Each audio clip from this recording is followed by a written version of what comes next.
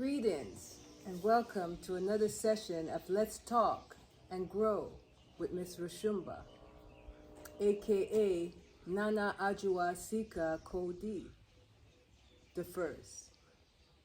As you can see, I have a powerful gentleman sitting next to me today, a Rasta, and I will get to him in a moment. But let me go to my regular rituals.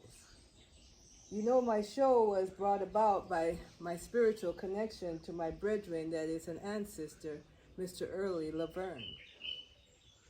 I met him in 2011. I knew him only for 2 years, but he touched my heart, and he was a special human being, an African American, with all the challenges that faced in the African American society. He was an exemplified example of how to overcome. So I always show and pay homage to him each time. And today, the Black man speaks. The Black African man speaks and tell his story. We're here in Ghana, West Africa, in the backyard of a Ohima queen. You may hear the birds chirping in the background. That was not made up by me. And so, you know how I do it. I start with a poem by Mr. Early Laverne, because he was a poet, just like me. And today's poem I will read from him. One of his pieces that he willed to me is called Never Regret, but True Respect.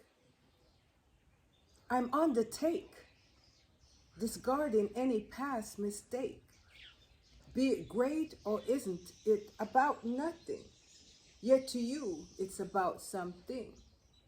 My heart I place in your hand, especially since I clearly understand. We war against each other for selfish reasons. Are we not blessed for all 4 seasons? Misunderstanding causes us to hurt. Many of our sisters and brothers are under the dirt. Each one of us hearts are treasured. Because of our godly ability holds no measures. Why disown what is yours? We are true rulers of earth, any ocean or shore. There's something meaningfully missing from our lives. It's past time to rid ourselves of our misery and strife. Regret is shallowly past of something cold and dim. Repeat. Regret is the shallowly past of something coldly dim. I am glad I serve a supreme God who is Elohim. Overall, I bear no reasonable or harmful defect. It's a truth, never regret, but true respect. Ashe. Oh. Yes. Indeed. Yes. So, moving right along. Remember to subscribe, share with a friend, and give me a thumbs up. Because we're the ones we've been waiting for. No one is coming to do it for us. Huh? No one is coming to do it for us. So, I give honor, and I should have said it first, to the Most High, in which have given me this life, this experience, of course, and my guests too. So I would like to begin by turning my attention now to the Rasta King that sits in front of me. Rasta, yes. Tell me your name. Well, I'm Ras Kweku. Some know me as Brother Kweku, but I'm Ras Kweku. Ras Kweku. Yeah. Ras Kweku. Yes. Kweku has a special meaning from here in Ghana. What does that mean? Wednesday born. Born on a Wednesday. Yeah. So, yes. So Kweku means strong one. Strong one. Yeah. My son is born on a Wednesday. So he's a Kweku. Yes. Yes. And my daughter too is born on a Wednesday. I only have two. They're both Wednesday See, born. see, that's a beautiful thing. Yeah. That's a beautiful thing. Yeah. So before we even delve into your story, why would you say your story is important to share at this vantage point in your life? Well, my story is important to share because my ancestors, I'm the first of my ancestors to return to the motherland. Okay. That is for me, that is one of the greatest venture of my life. Yes.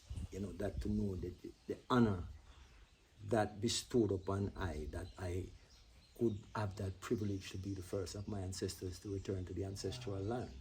Wow. You see what I'm saying? Yes. And so Yes. those are the things that we have to grasp. But you know, when you come to know yourself and realize that what you're searching for is nothing else but yourself. Audience, did you hear that? You know. Did you hear that? He says the greatest things is when you realize that what you've been searching for is truly yourself, your true, authentic self. Yeah, absolutely. So Absolutely. you're Jamaican born. Yes, I was born in Jamaica, you know, and I spent quite a few years of my life, most of my young life, teenage life, up to almost 18 when I leave and went to the States. Okay, the U.S. Yeah, the US. Okay, all right. Yeah. And you spent some time there, but that was like a rites of passage within itself, Yes, wasn't it? yes, it was a rite of passage in a sense because Jamaica is a place that I love very much. And I did not really want to leave Jamaica, but circumstances, I had to leave Jamaica. And at the time, you know. But Jamaica is a very beautiful place. I've saw a lot of things there and I've gone through a lot of things there. You know, I had the experience, like I tell brothers here, that in Jamaica, I grew up in a village setting in Jamaica, up in the mountains, you know, where everyone lived together, everyone used to share together, everyone used to work together. Wow. You know, that's the time I grew up, when there was, in the mountains where we lived, there was no electric light, there was no television, there was no, only thing you had was a radio. You see what I'm saying is, and so we would all listen to the radio, but people was close together, family was close together. Within 20 square miles, everyone knew whose child I was, because your family are known, everyone is known in those areas. So you live in Ghana.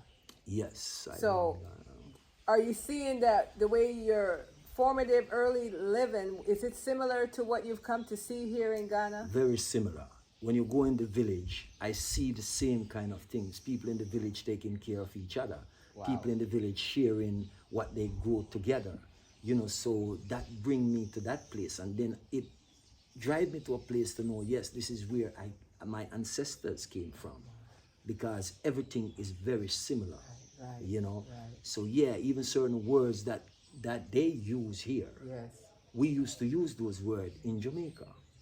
So we're the same people. You see. It's what he's leading to. He's saying we're the same people.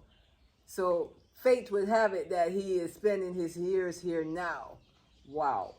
So you spent time in America from your teenage years on. Yes, I spent about 35 years in America. Okay. And okay, it's a long time.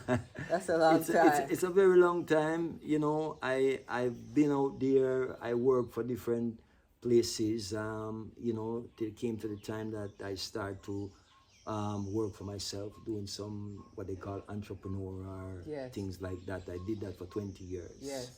And you know, it's something that I used to do. I used to work with swimming pool, build water features and all those different things.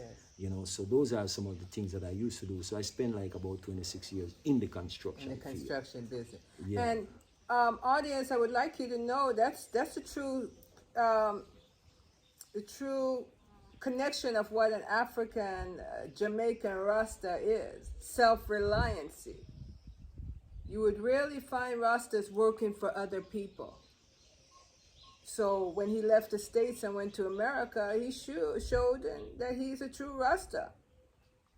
And so, and that's, I would imagine that preserved and saved you, because what I've come to realize, you know, as of people of African descent in the Americas, when we go to work for those that we know really don't have no care in their heart for us, that's the place it's played out. That's where subjugation begins.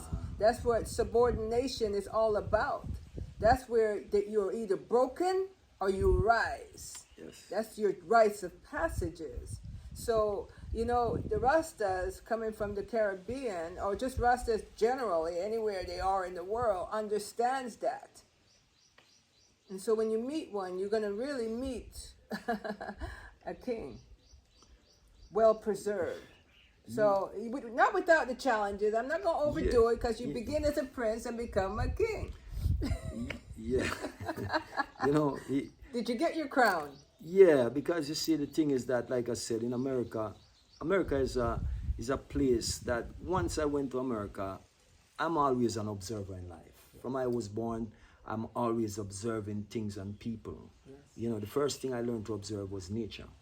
When I went to America now, I started to observe people, because I remember the first time when I went to America, I used to go to like places like shopping malls, and I was watching people. I sat there and I watched people. I see how they're moving, what they're doing and what they're not doing. And, you know, I'm observing that. And I remember the song, I think it was sung by Otis Redding. I get my kicks from watching people moving to and forth, you know. And if you ask them where they're going, they don't even know. So those things help to solidify who I am. Because even when I went to America first, people was telling me that I need to stop speaking like a Jamaican, because I am in America, so I still talk like an American. No, I said, no, I'm not that. And so I'm not going to give up what I have for something that I'm not. Right. And, you know, in a way it was looked down on. But at some point people start to look at that. As soon as I go somewhere, they would know who I am. Correct. Because I never lose myself. Right, right. So, you see, that is important. So to be able to be your authentic self no matter what. Yeah. Okay. So you spend some time there. Do you have children? No, I don't have any children. You don't have any children? No. Okay. What would you say the most difficult obstacles you've encountered living as a man, a black man, in the world period? I was going to say in the country of America, but I think you already hinted on it. You could start from there, and then just take it over to where you are now, because we're going to talk about you coming to the motherland, and he does live here now, but we'll get to that in a moment. Yes, you know, the thing is that living in America really carry you through a lot, because, be honest with you, as a black man, and I often tell my brothers, you know, one of the things is, I say, when a police stop you on the road, he don't ask you if you're from Jamaica, he don't ask you if you're from Africa, or you was born in America. He doesn't care where you're from, he don't care who you are, he just see a black man. And, you know, if you drive in a certain kind of car, which it happened to me, they want to know how you own this vehicle. Yes. You know what I'm saying is they're ready to figure, okay, a policeman stop you, where you work. Right. You know, and these different things. They're trying to find a way that they can put you into the system. Right. So that was the thing in America, and everywhere you go, even work environment. Yes. You know, if 2 or 3 of us stand up as what they call black men talking, you would see a white person come and say, why you guys being over here by yourself? Why you don't, you know, come and mix with everyone else? It's like this fear of the black man that everyone have. If you walk in America, you see a white woman with her purse. She's holding on, clutching on to the purse now. You know, it's white old ladies and some, you know, in their mid-age, they're holding on to their purse. They always have their eyes on you. And they will give you what I call the dog smile. You know, that they don't really smiling with you, but the fact is that they want you to feel at ease with them, that they don't feel like they're threatened by you, when you are not really the threat that they put out there to be. So that was very difficult, like I said, to know that you're working hard and yet you're still being harassed in a system. That seems to be like it was okay. Exactly. It was just part of the whole setup of everything. Right. I've gone to England same way. And me and my friend, we driving in a car coming from Birmingham to London. And as soon as we get into London, the police stop us. And I want you to pause right there. We're going to take a break and come back in part 2 of the Rasta Kwaku Speaks.